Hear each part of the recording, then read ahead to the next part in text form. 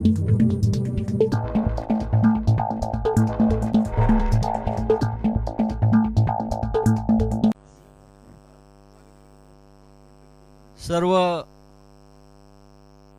पत्रकार बंधूंचं स्वागत.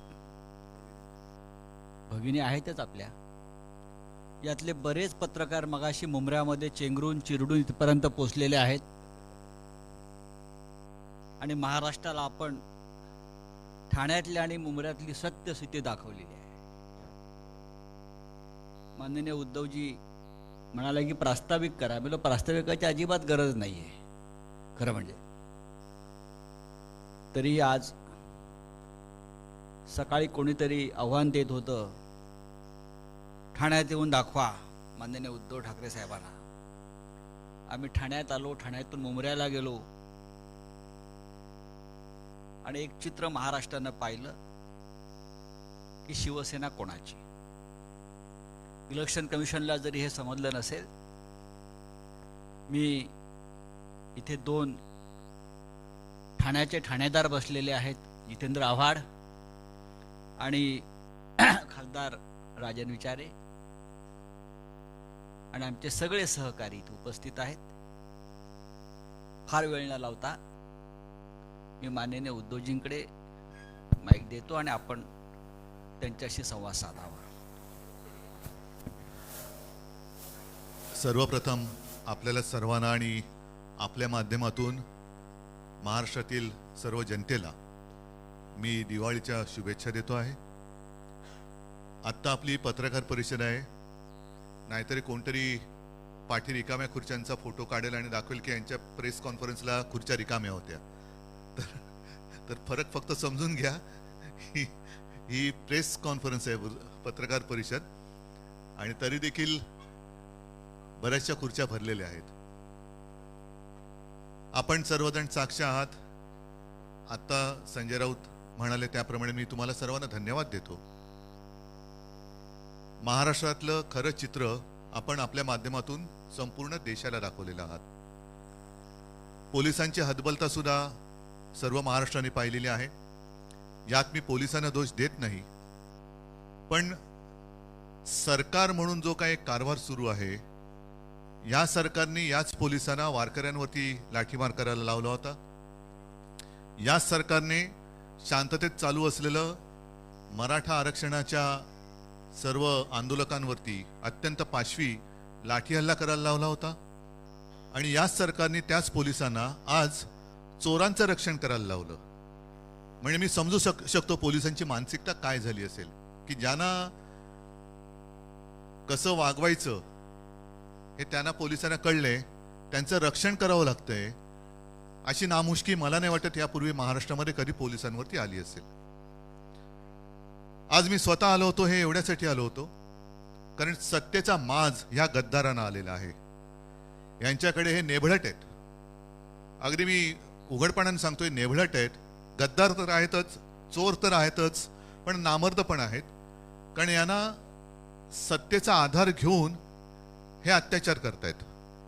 जिथे वर्षांपासून, काही म्हणजे 20-25 वर्षापासून शिवसेनेची शाखा होती नव्हे, ती आहेच, ती यांनी बुलडोजर लावून पाडली. आणि खोके सरकार म्हटल्यानंतर स्वतःचा एक खोका, एक डबडं तिकडे आणून ठेवलेलं आहे. पण हे डबडं आम्ही जागेवर ठेवू देणार नाही. आम्ही प्रशासनाला सुद्धा ताकीद देतो आहोत, कारण आमच्याकडे सगळी कागदपत्र आहेच. आणि असं दिवसा ढवळ्या जर का हे घुसखोरी करायला लागले, खरं घुसखोरीची केस त्यांच्यावरती व्हायला पाहिजे. हे कार्यालय महापालिकेने पाडले का, प्रशासनाने पाडले का? आणि जरी पाडलं असेल तरी नोटीस शिवाय ते पाडू शकत नाही. आणि मुळामध्ये ते जर का अनधिकृत असेल, 25 वर्षापासूनचं आमच्याकडे सगळे टॅक्स वगैरे भरल्याचे कागदपत्र आहेत, तर आत्ता जे काही डबडं तिकडे ठेवलेलं आहे ते अधिकृत आहे का? तर उद्यापासून शिवसेनेची शाखाही तिकडेच होईल. उद्यापासून म्हणजे आता उद्या दिवाळी आहे, एक 2-3 दिवस दिवाळीचे होऊ द्या, पण तिकडेच शिवसेनेची शाखा आमच्या, कारण शिवसेना ही एकच आहे. मी मध्यंतरी म्हटलं होतं की इलेक्शन निवडणूक आयोगाला चिन्ह कोणाला द्यायचं न देण्याचा अधिकार जरूर असेल, पण कोणाचंही नाव दुसऱ्याला देण्याचा अधिकार निवडणूक आयोगाला, निवडणूक आयुक्तांना नाही. त्याच्यामुळे शिवसेना ही एकच आहे आणि ती आमची आहे. त्याच्यामुळे शिवसेनेची शाखा जिथे होती तिकडेच राहील. आणि पोलीस आहेत, महापालिका प्रशासन आहे, यांना सुद्धा मी नम्रपणाने सांगू इच्छितो की हा जो काही एक जुलूम जबरदस्तीचा प्रकार चाललेला आहे, एक तर तुम्ही बाजूला व्हा, आम्ही बघून घेतो यांना काय करायचं ते आम्ही बघतो. पण पोलिसांकडनं त्यांचं रक्षण होणार आणि आमच्यावरती जर का दंडुके चालणार असतील तर एक ह्या गद्दारांना कळलं पाहिजे की त्यांचं राजकीय आयुष्य आता अल्प राहिलेलं आहे. एक थोड्या काळापुरते सोबती आहेत राजकारणामध्ये, त्याच्यानंतर त्यांचं काय होईल. गद्दारीचा शिक्का तर आहेच, पण त्याचबरोबराने चोर म्हणून जो काही शिक्का त्यांच्यावरती लागणार आहे, लागलेला आहे, तो त्यांना पुसता येणार नाही. आज आम्ही एक संयम दाखवला, कारण बॅरिकेड्स तोडून आम्ही जाऊ शकलो असतो. ऐन दिवाळीमध्ये कुठेही गुंडागर्दी नको म्हणून एक संयम मी स्वतः बाळगला. खरं म्हटलं, एक 2-4 दिवसापूर्वी मी जाहीर केलं होतं मी इथे येणार, आणि ते जाहीर केल्यानंतर सरकारचं काम होतं की तिकडे त्यांच्या भाडोत्री गुंडांना त्यांनी येऊ द्यायला नाही पाहिजे होतं, आणि येऊ दिलं ते दिलं. परत त्यांच्या दिमतीला त्यांनी पोलीस संरक्षण दिलं. हे अत्यंत नामुष्की आणणारं हे सगळे चित्र आहे. आणि एकूणच ज्यांचं आकलेचं दिवाळं निघालेलं आहे त्यांच्यामुळे महाराष्ट्राची दिवाळी वाईट होऊ नये म्हणून आज आम्ही संयम बाळगलेला आहे. पण याचा अर्थ असा नाही की दरवेळेला आमच्याकडनं संयम आणि तुमच्याकडनं यम असं काही होणार नाही. जर तुम्ही तसे वागणार असाल तर आमच्या सुद्धा संयमातला जो स आहे तो गेल्याशिवाय राहणार नाही. आणि मग परत एकदा सांगतो, पोलिसांना बाजूला ठेवा, जे काय व्हायचं ते होऊ द्या. ठीक आहे. या निमित्ताने मी तुम्हाला सगळ्यांना धन्यवाद देतो. आणि सर्व गर्दीमध्ये जर आपली कुठे काही गैरसोय झाली असेल तर दिलगिरी व्यक्त करतो. पण धन्यवाद एवढ्यासाठी की जे काय राज्यात चाललेलं आहे ते चित्र तुम्ही संपूर्ण देशाला दाखवलं, त्याबद्दल धन्यवाद.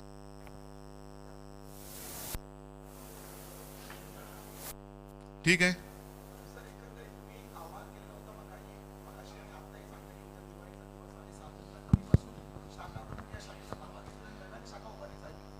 नक्कीच राहील. आणि मी म्हटलं ना की खरं आता ते डबडे जे काय त्यांनी ठेवलेले आहे ते डबडे त्यांनी उचललं पाहिजे. प्रशासनाने त्याला परवानगी दिली का? आणि आम्ही कोर्टात पण गेलेलो आहोत, कोर्टात पण गेलेले आहे. तर त्याच्यामुळे ते जो काय कंटेनर आहे हे कंटेनरवालेच आहेत, खोके सरकार. त्याच्यामुळे त्यांचा कंटेनर कदाचित रिकामा झाला म्हणून त्यांनी एकीकडे आणून ठेवला असेल, तर तो भरून जर पाठवायचा असेल ते कुठे त्यांच्या बापजाद्यांकडे, मालकाकडे, तर पाठवावा.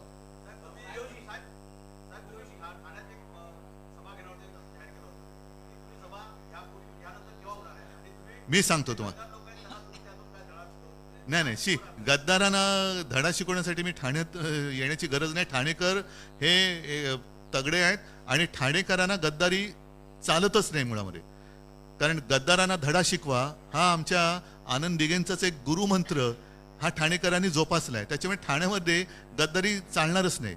मी सभा घेणार आहे ते थोडं एक काही दिवसानंतर याचं, कारण का आता नुकतंच दसरा मेळावा झालेला आहे. त्याच्यानंतर दिवाळी झाल्यानंतर एक महिनाभरामध्ये वगैरे आपण इकडे सभा घेऊ. डिसेंबर किंवा जानेवारी सभा. हो, अर्थात, नक्कीच. आणि महाविकास आघाडीची सभा तर घेऊच, पण मी सर्व महाराष्ट्राला एक महाविकास आघाडीच्या कार्यकर्त्यांना सांगतोय की जिथे जिथे ह्या चोरांची गुंडागर्दी होईल तिकडे सर्वांनी एकजुटीने उभं.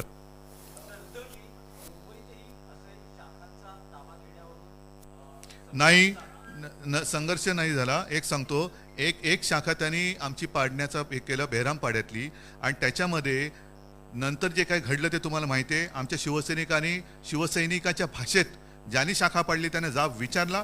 फक्त हे एवढे नादान आहेत की तिथे छत्रपती शिवाजी महाराजांचा पुतळा होता, हिंदू हृदय सम्राट बाळासाहेबांचं चित्र होतं, ते काही न करता त्याच्यावरती हातोडा मारणारे हे नकली बाळासाहेबांचे विचारवाले लोकांसमोर जाऊ शकत नाहीत.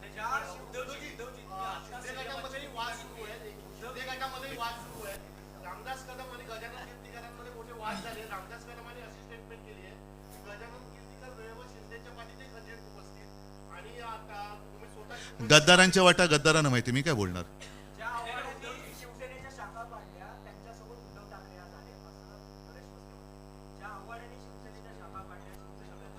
कोण मस्के कोण त्या कोणाची कोणी प्रश्न विचारते आणि कोणाला उत्तर द्यायचं.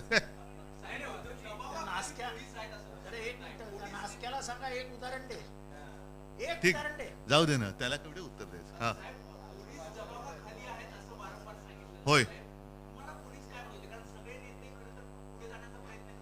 नाही, मी खरं प्रामाणिकपणे सांगतो, मी कुठेही पोलिसांचा अनादर व्हावा असं मी वागलेलं नाही आणि वागणार नाही, कारण शेवटी पोलीस हे आपले रक्षक असतात. आणि मी जे म्हटलं ना की ह्याच पोलिसांना त्याने वारकऱ्यांवरती लाठ्या चालवायला लावल्या. याच पोलिसांना जिकडे जरांगे पाटील बसले होते, शांततेत बसले होते, तिथल्या माता भगिनी आणि वृद्धांवरती, लहान मुलांवरती सुद्धा पाशवी लाठी हल्ला त्यांनी करवला. याच्यामध्ये जे चोर किंवा गद्दार बसलेले आहेत हा त्यांचा गुन्हा आहे, पोलिसांचा नाहीये. आणि पोलिसांना तुम्ही पाहिलं असेल, माझे कदाचित कॅमेरे तुमचे ऑन असतील तर मी त्यांना तेच सांगत होतो की ही हतबलता आहे, पोलीस हतबल आहेत. आणि हतबलता महाराष्ट्र बघतोय, देश बघतोय, आणि ही हतबलता महाराष्ट्राला परवडणार नाही. आज त्यांनी सत्तेच्या माजावरती शाखा पाडली, उद्या कोणाची घरं पाडतील.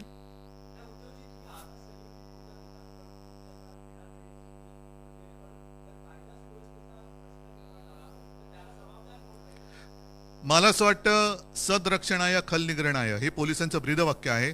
पोलिसांनी त्याला जागावं.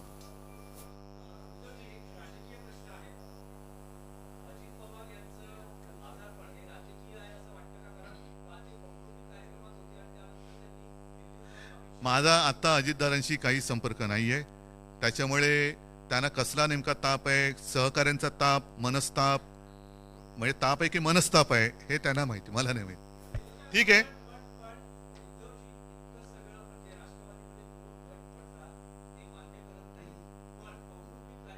जाऊ दे. मला वाटतं आज त्याच्याबद्दल बोलण्यासाठी मी नंतर परत येईन. पण आज एकच आहे, पुन्हा एकदा सांगतो की यांचा सत्तेचा माज हा आता उतरवण्यासाठी आम्ही सगळेजण रस्त्यावरती उतरलेलो आहोत.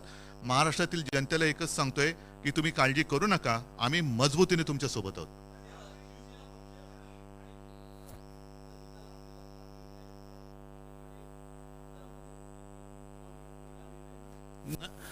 आमदार पात्रतेची जी काही सुनावणी आहे त्याच्याकरता सर्वोच्च न्यायालयाने 31 डिसेंबर पर्यंतची मुदत या लवादाला दिलेली आहे आणि त्यांना 31 डिसेंबरला निर्णय द्यावाच लागेल.